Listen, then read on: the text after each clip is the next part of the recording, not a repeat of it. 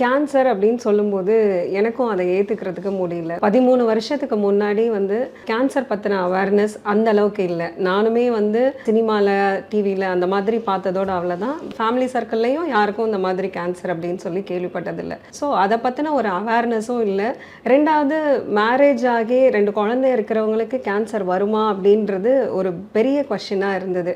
So எனக்கு cancer அப்படின்றத என்னால் ஏற்றுக்கவே முடியல. பிகாஸ் நான் ரொம்ப எப்போதுமே ஆக்டிவாக இருக்கிற ஒரு ஆள், சின்ன வயசுலேருந்து ஸ்போர்ட்ஸ் பர்சனாக இருந்த ஒரு ஆள். ஸோ அதனால் எனக்கு கேன்சருன்றதை ஃபஸ்ட்டு அக்செப்ட் பண்ணிக்க முடியாமல் இருந்தது. இன்னொரு கொஷின் என்னென்னா, ஒய் மீ அப்படின்ற கொஷின் எனக்கு வந்தது. ஏன் எனக்கு கேன்சர் வரணும்? ஏன்னா எப்போதுமே ஒரு நோய் அப்படின்னு சொன்னாக்கா அதை சின்னோட நிறைய பேர் கனெக்ட் பண்ணிக்குவாங்க.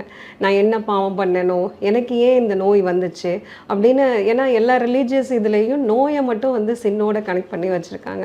ஸோ அந்த கொஷின்ஸ் எனக்கு இருக்கும்போது எனக்கான தேடல் உருவாக ஆரம்பிச்சது. ஸோ கண்டிப்பாக காட் நமக்கு நோயை கொடுக்க மாட்டார். காட் இதுலேருந்து வெளியில் வர்றதுக்கு எனக்கு சப்போர்ட் பண்ணுவார். அவர் என்னை ரொம்ப நேசிக்கிறாரு, என்னை லவ் பண்ணுறாரு அப்படின்ற அந்த ஒரு புரிதல் எனக்கு அந்த கேன்சர் மேலே இருக்கிற ஒரு பயத்தை ஃபஸ்ட்டு நீக்குச்சு. ஃபஸ்ட்டு கேன்சர் அப்படின்னு சொல்லும்போதே நம்ம இறந்துடுவோம், ரொம்ப நாள் இருக்க மாட்டோம், இப்படி தான் மைண்டில் நமக்கு நெகட்டிவ் தாட்ஸ் வரும். நம்ம சுற்றிலும் இருக்கிற கேள்விப்பட்ட விஷயங்களும் அந்த மாதிரி நம்மளோட தாட்ஸை ரொம்ப இம்பேக்ட் பண்ணும். ஸோ அந்த பயத்தை ஃபஸ்ட்டு ஓவர் கம் பண்ணுறதுக்கு எனக்கு ஸ்பிரிச்சுவலாக ரொம்ப ஹெல்ப் பண்ணுச்சு.